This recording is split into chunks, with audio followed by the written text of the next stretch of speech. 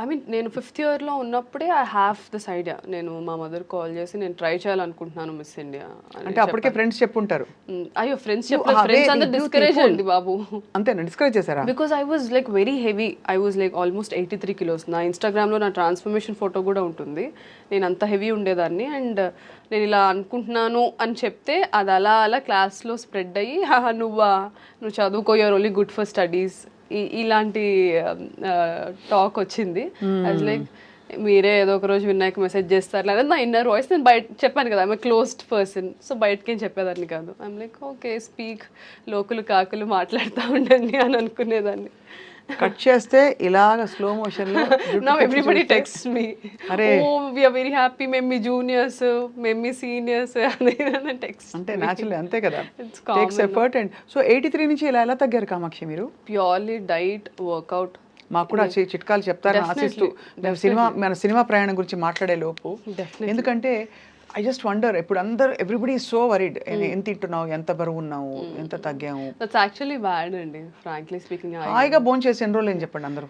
నేనైతే అన్ని తింటాను ఇప్పుడు. నా ఐ నో నా బాడీకి ఏం తినాలి, ఎంత క్వాంటిటీ, నేను ఎవ్రీడే హ్యాపీగా తింటాను.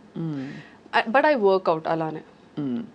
సో అది ఫుడ్ ఈస్ ద మెయిన్ అది థింగ్ అంటే. సో అయితే 83 నుంచి మీరు ఇప్పుడైతే 55 ఉన్నారా, 60? మిస్ ఇండియా టైంలో 55 అయ్యాను. అప్పుడు నాకే నచ్చలేదు. అప్పుడు నాకు ఆ ప్రెషర్ ఉండేది కాన్స్టెంట్లీ, ఇంత వెయిట్ ఉండాలి, అలా చేయాలి, ఇలా చేయాలి. That is why I came out of the pageantry and modelling, because అక్కడ నాకు సెరిబ్రల్గా ఎక్కువ స్టిమ్యులేటింగ్ ఏమి ఉండేది కాదు. It was always about the looks, because we have to carry the attires of the designers kada. మీకు ఆన్సర్ క్వశ్చన్ ఏం అడిగారు? మీ last pageant question ఉంటుంది కదా. అయ్యో అదే నా కొంప ముంచింది.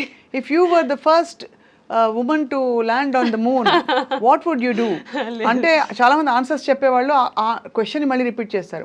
If I were the first women to land, thank you for the question, if I were అని చెప్పి అది చెప్తారా మీకు? చెప్పను అట్లా. Yeah, they train us how to, అంటే ఒకసారి మనకి ఆన్సర్ గబుక్కని రానప్పుడు we try to articulate and take time in our head. అదే అనిపించింది చూసే, అంటే ఓకే వెరీ గుడ్, అదే అనమాట.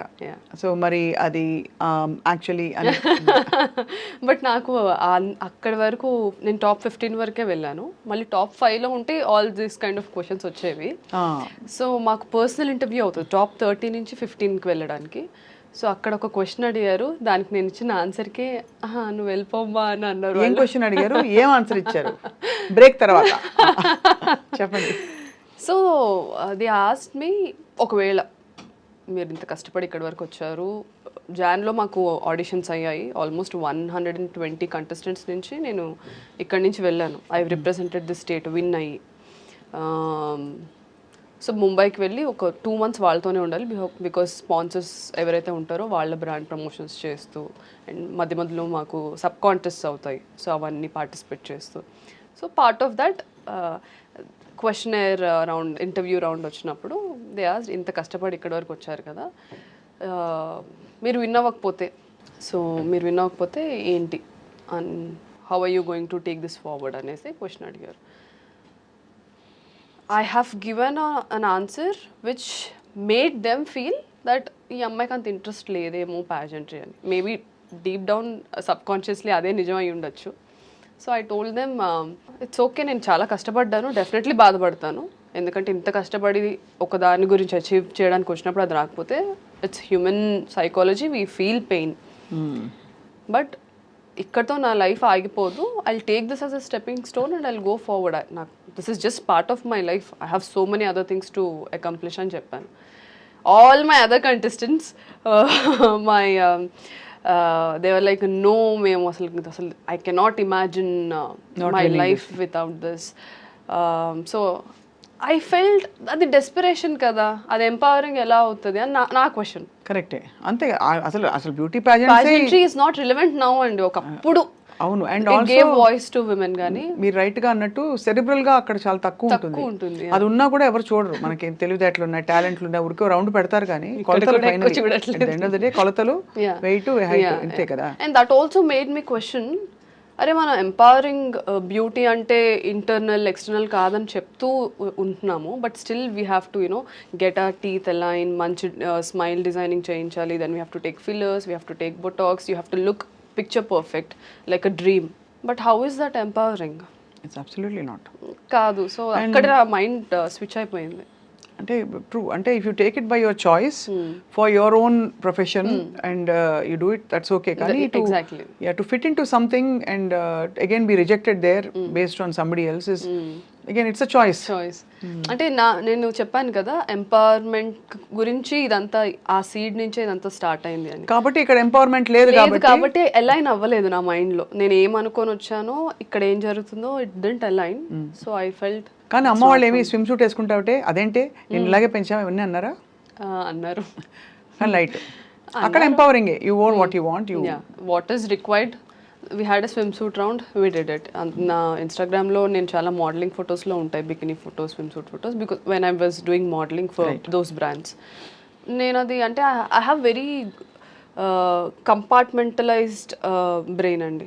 ఇది నా ప్రొఫెషన్, ఇది నా personal life, this is my family, these are my colleagues, this is my, అలా చాలా క్లియర్గా ఉంటుంది నాకు. నేను ఏది మిక్స్ చేయరు కాబట్టి అంటే అక్కడ ప్రొఫెషనల్ కాంటెక్స్లో ఇట్స్ ఫైన్. ఒకవేళ ఏమైనా అన్నా సరే అర్థం చేసుకుంటారులే విత్ టైమ్ అని నేను వదిలేసేదాన్ని. And that's what happen.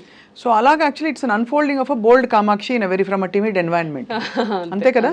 So I was always radical స్కూల్లో కూడా. ఏదైనా ఉంటే టక్మన్ లేచి ఇది ఎందుకు ఇలా కాదు, ఎందుకు ఇలా, I always use to talk like that. మా టీచర్స్ అనేవాళ్ళు look at her how bold she is, అది ఇది అని. అప్పుడు నాకు బోల్డ్ మీనింగ్ కూడా తెలీదు, వీళ్ళు ఏమంటున్నారా అనుకునేదాన్ని. సో అలా లిటరల్లీ పొలిమేర దాటి మళ్ళీ పొలిమేరలోకి వచ్చారు అంతేనా? సో ఇప్పుడు అంటే పొలిమేర సీక్వెల్ ఇస్ కమింగ్ అప్ కదా? It is Polimera 3. సో అందులో వాట్ ఈస్ యువర్ అయ్యోయో.